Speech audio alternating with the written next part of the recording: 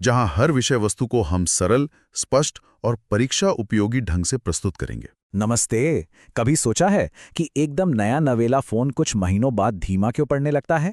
या जब भी लोग कंप्यूटर की मेमोरी की बात करते हैं तो असल में उसका मतलब क्या होता है? ये टेक्नोलॉजी का एक बहुत ज़रूरी लेकिन अक्सर नज़रअंदाज किए जाने वाला हिस्सा है। तो चलिए आज इसी गुत्थी को सुलझाते हैं। तो सवाल यही है कि किसी डिवाइस की मेमोरी आखिर है क्या चीज और ये काम कैसे करती है। देखिए, ये कोई रहस्यमयी ब्लैक बॉक्स नहीं है। ये एक बहुत ही शानदार सिस्टम है और आज हम इसे परत दर परत खोलकर समझने वाले हैं। तो सबसे पहले बात करते हैं रैम की। इसे कंप्यूटर की वर्किंग मेमोरी भी कहा जाता है। समझ लीजिए ये वो स्टेज है जहां सारा एक्शन होता है। तो रैम, इसका पूरा नाम है रैंडम एक्सेस मेमोरी। और पता है, इसका नाम ही इसकी सबसे बड़ी खासियत बताता है, यानी किसी भी जानकारी तक फौरन पहुंचने की काबिलियत, चाहे वो कहीं भी स्टोर हो। मतलब इसे कंप्यूटर की शॉर्ट टर्म मेमोरी या यूं कहें कि उसका वर्किंग डेस्क समझ सकते हैं। इसके बिना कंप्यूटर अपने सबसे मामूली काम भी नहीं कर सकता। ये इतनी जरूरी है। और मजे की बात यह है कि जब भी हम अपने कंप्यूटर, लैपटॉप या स्मार्टफोन की मेमोरी की बात करते हैं ना, तो लगभग हर बार हम असल में रैम की ही बात कर रहे होते हैं। ये डिवाइस की परफॉर्मेंस का वो गुमनाम हीरो है जिस पर अक्सर किसी का ध्यान नहीं जाता। चलिए अब रैम की सबसे अनोखी और जरूरी खासियत पर आते हैं, जिसे हम एक डिसअपियरिंग एक्ट या गायब होने का कर्तव्य कह सकते हैं। टेक्निकल भाषा में इसे वाष्पशील स्मृति या वॉलेटाइल मेमोरी कहते हैं। सुनने में भले ही मुश्किल लगे, पर इसका मतलब बहुत सिंपल है। जैसे ही बिजली बंद हुई, ये सब कुछ भूल जाती है, फुर सारा डेटा गायब। इस प्रोसेस को समझना बहुत आसान है। देखिए, जब तक डिवाइस ऑन है, आपके सारे ऐप्स, सारा काम रैम में चल रहा है, और जैसे ही आपने पावर ऑफ किया, वो सब कुछ हवा में गायब, सब कुछ क्लीन स्लेट। और हाँ, इसी वजह से सेव बटन इतना जरूरी है। जब हम किसी फाइल को सेव करते हैं तो हम कंप्यूटर को कह रहे होते हैं, अरे भाई, इस जरूरी जानकारी को इस भुलक्कड़ रैम से निकालकर हार्ड डिस्क की पक्की वाली मेमोरी में रख दो। इसीलिए बार बार सेव करना इतना जरूरी होता है। लेकिन कहानी यहीं खत्म नहीं होती, बल्कि अब और भी दिलचस्प होने वाली है।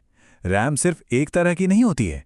इसकी दो मुख्य किस्में हैं और दोनों का काम करने का तरीका बिल्कुल अलग है, मानो दो अलग अलग पर्सनैलिटी हों।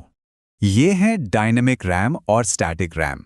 चलिए देखते हैं कि इनमें क्या फ़र्क है और क्यों ये अंतर हमारे वेब ब्राउज़र की स्पीड से लेकर फ़ोन की बैटरी लाइफ तक हर चीज़ पर असर डालता है। पहले बात करते हैं डायनामिक रैम की।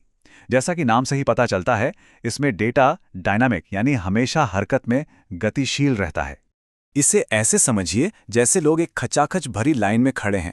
अगर कोई बीच में से हट जाता है तो उसके पीछे वाले सभी लोग फौरन आगे बढ़कर उस खाली जगह को भर देते हैं। इससे जगह का बेहतरीन इस्तेमाल होता है, कोई भी स्पेस बर्बाद नहीं होता। अब आते हैं स्टैटिक रैम पर, और यहाँ मामला बिल्कुल उल्टा है। इसमें डेटा स्टैटिक होता है, यानी अपनी जगह पे फिक्स रहता है, हिलता नहीं। इसकी कल्पना एक ऐसी पार्किंग की तरह कीजिए जहां हर डेटा के लिए एक फिक्स्ड स्पॉट है। अगर कोई गाड़ी अपनी जगह से चली जाती है तो वो स्पॉट बस खाली पड़ा रहता है। कोई और खिसक उसकी जगह नहीं लेता। वो जगह तब तक खाली रहती है जब तक कि खास तौर पर उसी स्पॉट के लिए कोई नई गाड़ी ना आ जाए। तो चलिए अब इन दोनों की आमने सामने की टक्कर करवाते हैं और देखते हैं कि कौन किस मामले में बेहतर है। तो जब हम इन दोनों को आमने सामने रखते हैं तो एक बहुत ही दिलचस्प तस्वीर उभरती है। डायनेमिक रैम जगह का बहुत अच्छा इस्तेमाल करती है, लेकिन स्टैटिक रैम उससे कहीं कहीं ज्यादा तेज होती है। मगर इस रफ्तार की एक कीमत है। स्टैटिक रैम काफी महंगी होती है और बिजली भी ज्यादा इस्तेमाल करती है। अब सवाल उठता है कि इस फर्क से हमें क्या मतलब, असल दुनिया में इसका असर क्या पड़ता है। चलिए इसी को समझते हैं। तो बात सीधी सी है, इंजीनियर्स दोनों का इस्तेमाल उनकी खूबियों के हिसाब से करते हैं। बिजली की तरह तेज और महंगी स्टैटिक रैम को कंप्यूटर के कैश जैसे छोटे और बेहद जरूरी कामों के लिए इस्तेमाल किया जाता है, जहां डेटा तक फौरन पहुंचना होता है। वहीं धीमी और सस्ती डायनामिक रैम को लैपटॉप या फोन की बड़ी मेन मेमोरी के तौर पर इस्तेमाल किया जाता है। गति, लागत और ऊर्जा के बीच का यही संतुलन मॉडर्न कंप्यूटर डिजाइन का दिल है। तो अगली बार जब किसी नए डिवाइस के स्पेसिफिकेशंस पर नजर पड़े तो याद रखिएगा कि मेमोरी सिर्फ एक नंबर नहीं है। ये गति, लागत और क्षमता के बीच का एक बेहतरीन संतुलन है, एक ऐसा तालमेल जो उस डिवाइस के हर काम को प्रभावित करता है। और इस अदृश्य तालमेल को समझना ही हमारे हाथों में मौजूद टेक्नोलॉजी की असली ताकत को समझना है।